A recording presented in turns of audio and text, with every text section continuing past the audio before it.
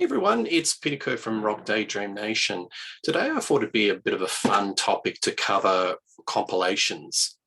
Just reflecting when I was a teenager or a young kid, I was really into compilations as a good way or a gateway to get into different bands. And many of those bands I'm still into this very day and age. So going back to the late 70s and early 80s, you'd have all these sort of TV label compilations or a record label that would bring out a compilation that was basically top 40. So here's an example, 1984 Shaken, and very top 40 orientated, Pseudo Echo, Pat Benatar, Hoodoo Gurus, Olivia Newton-John, Duran Duran, to name a few. Good introduction to a lot of those songs. And if you liked any of those songs on the album, it was a good gateway to get your pocket money. Go to your local record store, explore and get an album and go down that rabbit hole. When I got more into my mid-teens and my taste in music was getting into alternative music, hard rock, heavy metal, punk, etc., etc., I was more attracted to those types of compilations that were genre specific. And there was one in 1984 that I picked up, and it was called Metal Madness. Now, this is an Australian compilation on one of those, I think, cheapy TV labels called Concept Records. And it was basically all the record labels of the day would forward and give the licensing for any hard rock or heavy metal acts that they would put on this one compilation.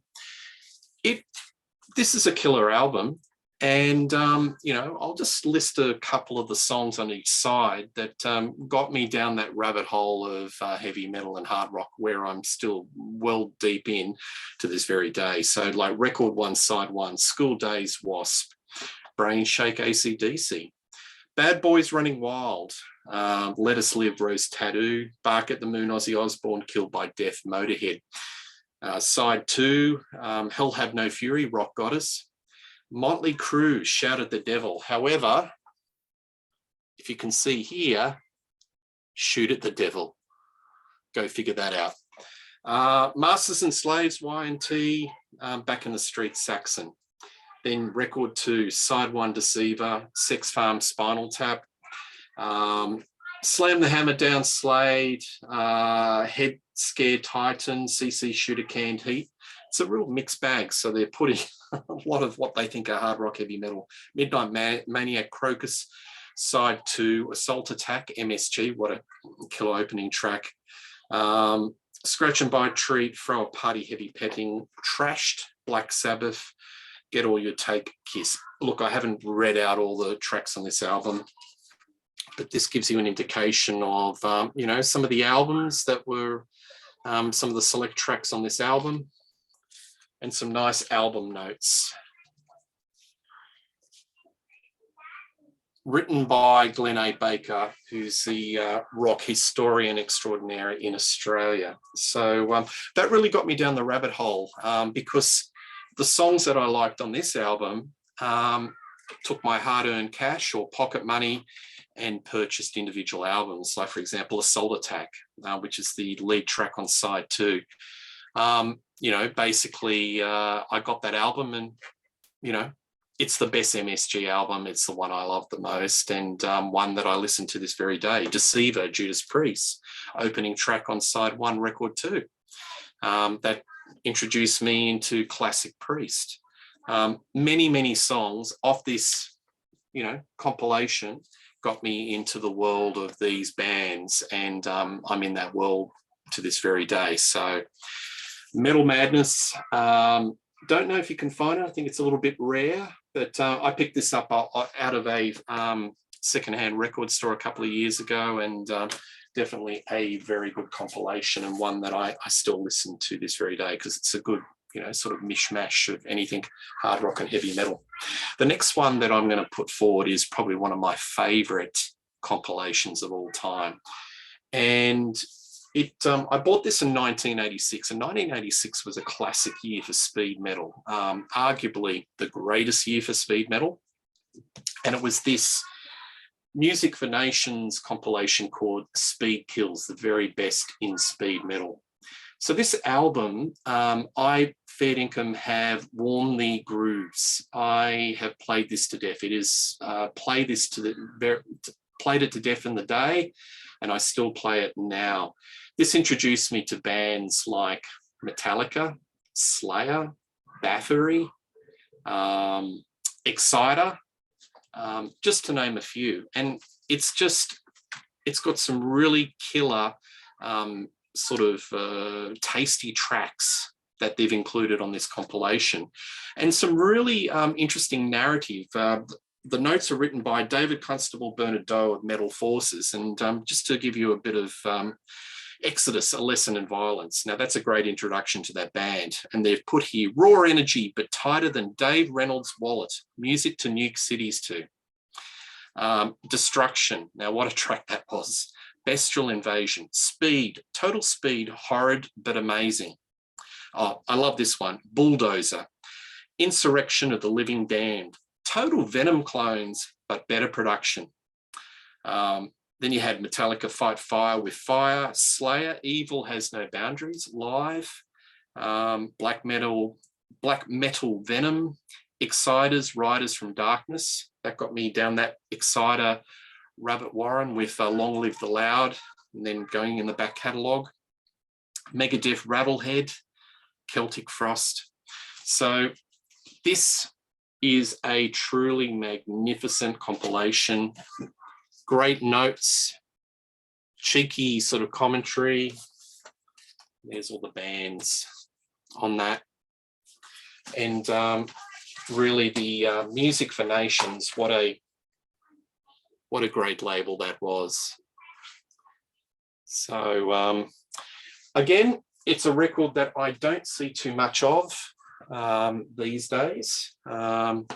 But if you see it at a secondhand record store, do yourself a favor and get it. It's a killer compilation. And I've got a mate that I just see once a year, and we have a barbecue, and I put that on because we go back to the days of going to see these sorts of bands at gigs, and it just brings back so many great memories. And it's just a killer compilation, and we really just get so much joy out of listening to these tracks.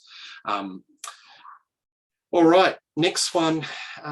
This came out in 1984, but I caught it much later. And this is when my musical journey was going into different genres, new wave, post-punk, alternative, but still hadn't leave the metal of the hard rock roots behind, and my early love for the Beatles and the Stones and classic rock. The Revenge of the Killer Bees. So this is basically a compilation of everything that was cool and groovy on Warner Records at that particular time. So you had your Tom Verlaine, your Talking Heads, B-52s, Fleetwood Mac, even Depeche Mode, just to name a few. But all the tracks are offshoots, B-sides, things that didn't make the albums, and really interesting tracks. And arguably some of the tracks are even better than what made the albums. The ones that I really like are Pretender's Money. That was off the US 1983 concert. Talking Heads, I Wish You Wouldn't Say That, is killer. And early Depeche Mode I like. Sometimes I Wish I Was Dead. Revenge of the Killer Bees, another great compilation on the Warner's album, and one worth definitely investigating. The final one that I'm going to show is a little bit of a compilation, and it really just covers a couple of bands. It's a post-punk compilation. I picked this up in a secondhand store in New Zealand. So it's got a couple of tracks each from Gang of Four, The Human League, Scars, Mekons, to name a few.